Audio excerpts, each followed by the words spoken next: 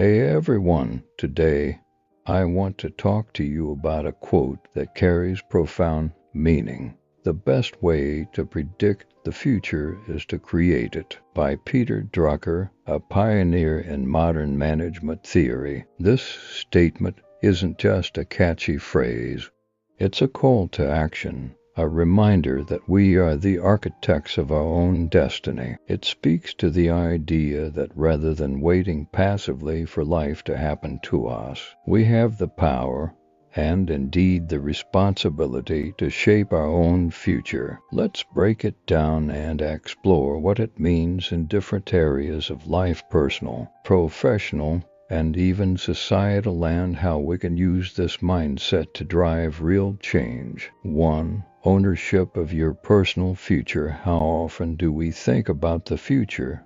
Something that will simply happen to us. Many of us fall into the trap of waiting for circumstances to change or hoping for a better tomorrow without actively working toward it. This passive approach can lead to frustration and stagnation. The truth is, the future is not set in stone. Every decision, every action we take builds the path forward. Take a moment to consider your own life. Are there areas where you're waiting for something to change? Maybe it's your career, your health, or your relationships. Drucker's quote invites us to stop waiting and start creating. It challenges us to take ownership of our dreams and make the deliberate choice to act, whether that means learning a new skill, setting new habits, or stepping outside your comfort zone. It's in your hands to shape what comes next. 2. Creating the future in your career now. Let's take this idea into the professional world. Too often, we let external factors like the economy, technology, or workplace dynamics dictate our careers. But in today's rapidly changing world, standing still is no longer an option. The industries that are thriving today are doing so because they've embraced change, not waited for it. Think about the entrepreneurs who took bold steps to create something new. They didn't just predict the future, they shaped it. Companies like Tesla, Amazon, and SpaceX are examples of this principle in action. These companies didn't wait for the future to align with their vision. They actively innovated, took risks, and built the future they wanted to see. As individuals, we can do the same in our own careers. Whether you're starting your own business, striving for a promotion, or looking to switch paths entirely, the key is to approach it with intention. Don't wait for the right moment or the perfect conditions, because those might never come. Instead, take that first step toward creating your future, whether it's developing new skills, networking, or simply deciding what you want and going after it. 3. Societal impact. Shaping the future together on a larger scale.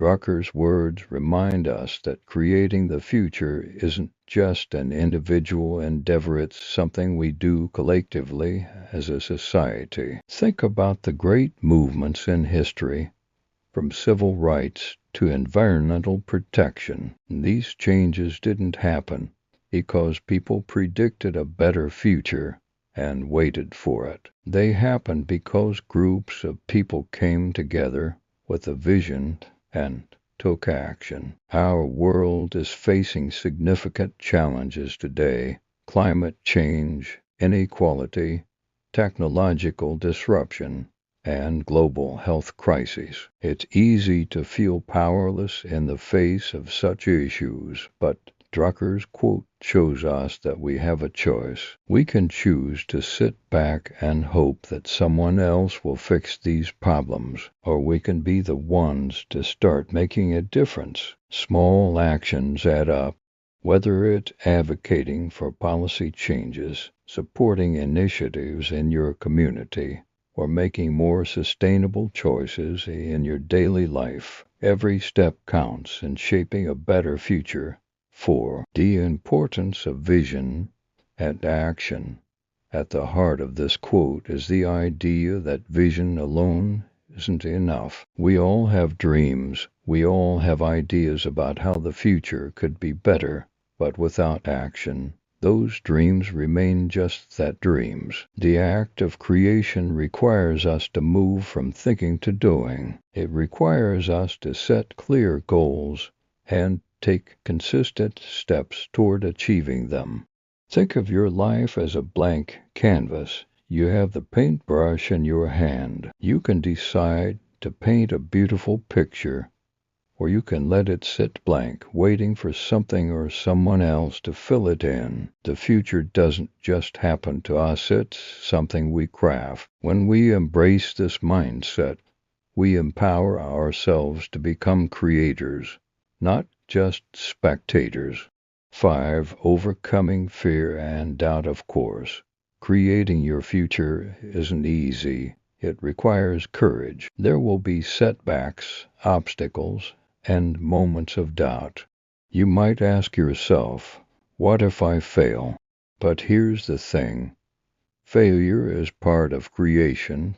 It's part of growth. Every step you take, even the ones that don't go as planned, brings you closer to your goal. And as Drucker suggests, the more we act with intention, the more we create, the more control we have over our future. I'd encourage each of you to embrace the discomfort of growth. It's natural to feel fear and stepping into the unknown, but the alternative, staying stagnant and letting life happen to you, is far more limiting.